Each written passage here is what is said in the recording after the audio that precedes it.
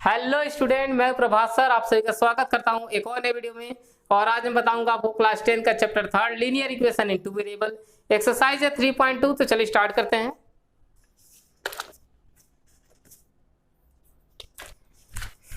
Question number है third. Question third में दिया गया है, on comparing the ratio a1/a2 b1/b2 and c1/c2 find out whether the following pair linear equation are consistent या inconsistent. ये दोनों इक्वेशन क्या है, कंसिस्टेंट है या इनकंसिस्टेंट है। तो कंसिस्टेंट और इनकंसिस्टेंट क्या होता है, पहले इसको समझ लेते हैं। ठीक है, तो देखिए तीन इक्वेशन हमारे तीन कंडीशन होते हैं। अगर a1/a2 बराबर नहीं होता है b1/b2 के, ये दोनों अगर इक्वल नहीं होते हैं, इस कंडीशन में हमारा क्या निकलता है, दोनों इक्वेशन जो होते हैं वो होते हैं यूनिक सॉल्यूशन। यूनिक सॉल्यूशन का मतलब होता है कि ये दोनों लाइन एक दूसरे को एक पॉइंट पे काटते हैं। ठीक है, मतलब एक्स वाई की वैल्यू एक एक निकलती है, इसको हम बोलते हैं यूनिक सॉल्यूशन। इसका मतलब एक्स और दोनों इक्वेशन एक दूसरे को अगर एक पॉइंट पे भी काटे, कम से कम एक पॉइंट पे एक जगह भी अगर टच होते हैं, तो उस कंडीशन में हम क्या बोलते हैं इसको, ये लाइनें जो है वो कंसिस्टेंट हैं। ठीक है, एक जगह भी अगर टच कर लिए तो कंसिस्टेंट। दूसरा कंडीशन होता हमारा a1/a2 equal to b1/b2 equal to c1/c2। ठीक है, तीनों के तीनों अगर बराबर होते हैं तो क्या होता है, इनफाइनाइट मेनी सॉल्यूशन। इसमें होता है इनफाइनाइट मेनी सॉल्यूशन। इसका मतलब ये लाइनें जो होंगी ये एक दूसरे के ऊपर होंगी। ठीक है, एक दूसरे को ओवरलैप करके जाएंगी।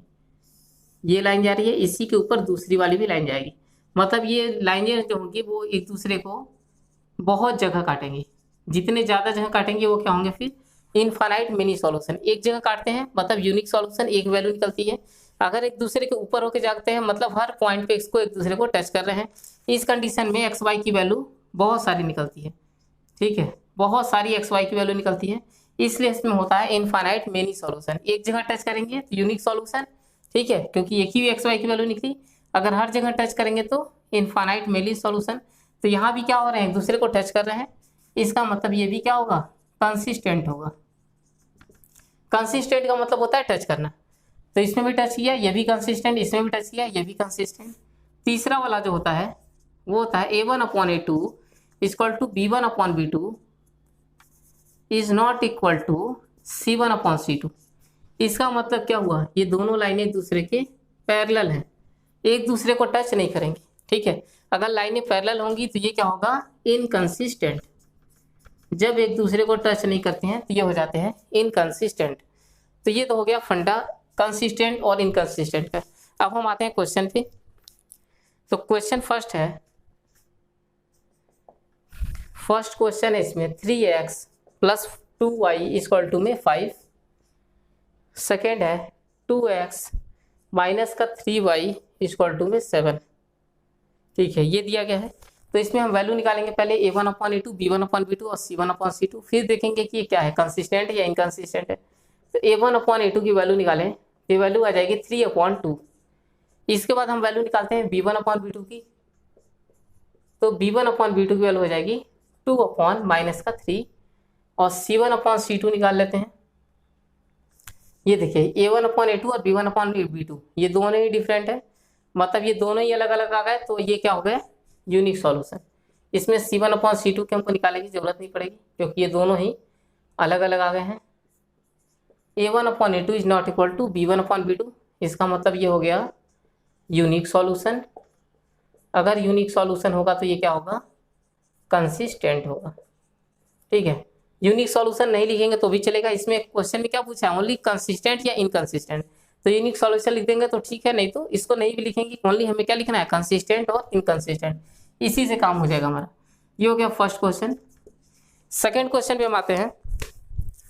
देखिए सेकेंड क्वेश्चन है 2x minus 3y equal to में 8। नेक्स्ट है 4x माइनस का 6y इक्वल टू में 9। a1/a2 निकाला तो ये हो जाएगा 2/4, मतलब वैल्यू आ जाएगी कट के 1/2। b1/b2 का निकालते हैं तो ये हो जाएगा माइनस का 3 अपॉन -6, इसको डिवाइड कर लेंगे तो ये हो जाएगा 1/2 एंड C1/C2 निकालते हैं, ये हो जाएगा 8/9। इसमें हमारा ये दोनों वैल्यू सेम है तो लिखेंगे A1/A2 इक्वल टू में B1/B2 is not equal to C1/C2। इसमें मतलब ये वाला और ये वाला बराबर है और वो वाला बराबर नहीं है। इसका मतलब ये दोनों लाइनें क्या हैं, पैरेलल है। ठीक है, ये पैरेलल लाइनें हैं। अगर लाइनें पैरेलल हो जाएं तो इसका मतलब ये एक दूसरे को टच नहीं कर रही हैं। ये पैरेलल लाइन है, इसका मतलब ये इनकंसिस्टेंट। ठीक है, ये हो गया क्वेश्चन नंबर सेकेंड। अब आते हैं क्वेश्चन नंबर थर्ड पे।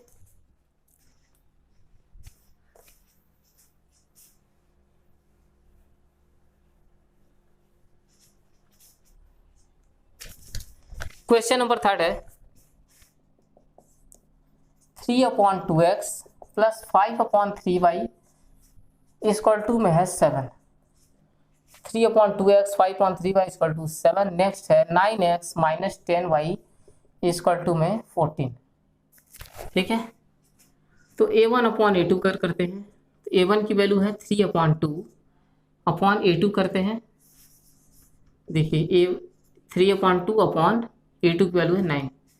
इसका मतलब ये क्या हो जाएगा, ये 9 चला जाएगा यहाँ पे, तो 3/2 इंटू 9, इसको डिवाइड कर लेंगे तो ये मिलेगा 3 1 जा 3, 3 2 जा 3 3 जा 9। ठीक है, इसको डिवाइड कर लीजिए, ये मिलेगा 1/6। ठीक है, A1/A2 की वैल्यू आ गई 1/6। अब हम निकालेंगे B1/B2 की वैल्यू। तो B1 की वैल्यू है 5/3 और B2 की वैल्यू है -10। तो 5 1 जा 5, 5 2 जा 10, मतलब ये वैल्यू आ गई 1/-6। ठीक है, इसमें 1/+6 था, इसमें है -6। अब हम आते हैं C1/C2 पे, तो ये हो जाएगा 7/14। इसका मतलब ये आ गया।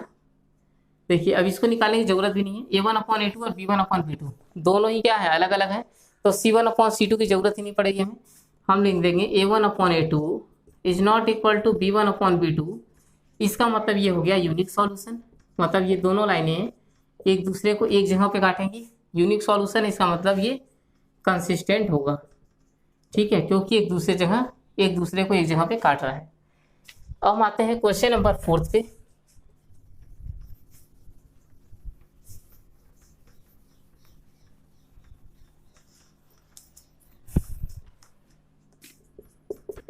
क्वेश्चन नंबर 4 क्या है, 5x minus 3y equal to में 11 माइनस का 10x plus 6y equal to में माइनस का 22।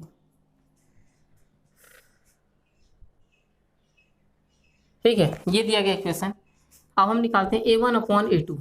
A1/A2 क्या हो जाएगा, 5/-10, इसको डिवाइड करेंगे तो 1/-2, ये निकल गया A1/A2। इसके बाद हम आते हैं B1/B2। तो B1 की वैल्यू है -3 और B2 की वैल्यू है 6, इसको भी डिवाइड कर लेंगे तो आ जाएगा 1/2। अब बारी है C1/C2 की, तो C1 की वैल्यू है 11 और C2 की वैल्यू है -22, इसको भी डिवाइड कर लिया तो क्या आ गया, -1/2। इसका मतलब तीनों के तीनों बराबर हो गए। अगर तीनों के तीनों ही बराबर हो गए, इसका मतलब ये लाइनें क्या है, infinite many solution.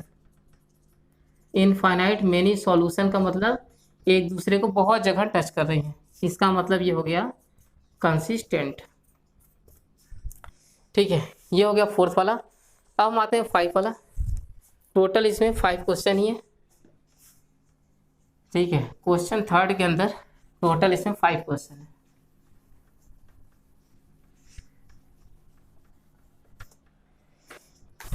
Question number 5 है 4/3x plus 2y equal to में 8।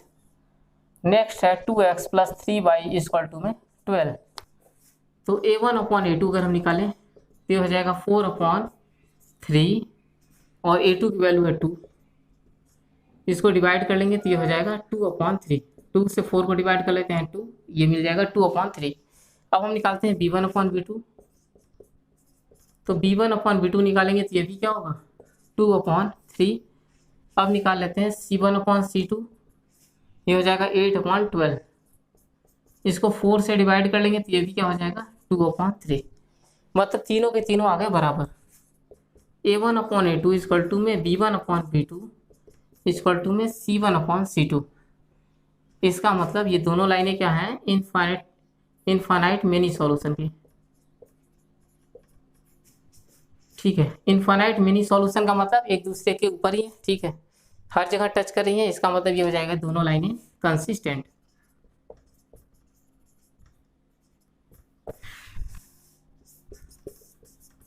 ये हो गया क्वेश्चन नंबर 3 तक कंप्लीट। तो इस वीडियो में इतना ही। अगर वीडियो पसंद आया तो चैनल को सब्सक्राइब करिए और वीडियो के अंदर चैनल के अंदर प्लेलिस्ट बना हुआ है, एक बार जाके जरूर विजिट करिए। अब मिलेंगे हम नेक्स्ट क्लास में। Thanks for watching and take care.